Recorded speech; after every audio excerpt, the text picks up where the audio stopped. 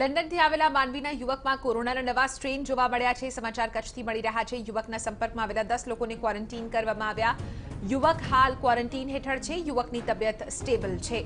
બ્રિટનથી આવેલું એક દંપતી પણ કોરોના પોઝિટિવ આવ્યું છે। દંપતીના રિપોર્ટમાં કોરોનાના નવા સ્ટ્રેન નહીં હોવાનું સ્પષ્ટ થયું છે।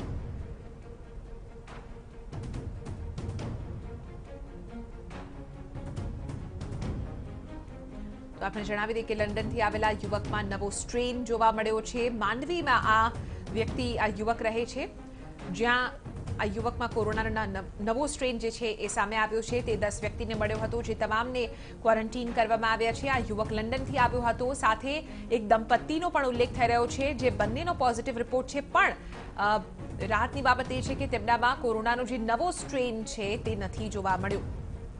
આજ મુદ્દે વધુ જાણકારી આપી રહ્યા છે ટીવી9ના સંવાદદાતા જય દવે। જય, શું જાણકારી? ચોક્કસથી ઘણા લાંબા સમયથી કચ્છમાં જો કેસોની વાત કરવામાં આવે તો ખૂબ જ મર્યાદિત સંખ્યામાં કેસોની સંખ્યા કોરોનાની નોંધાઈ રહી છે, પરંતુ જે રીતે વિદેશથી ખાસ કરીને ગુજરાતીઓ આવી રહ્યા છે તેની કારણે ક્યાંક ને ક્યાંક ચિંતા વધી છે।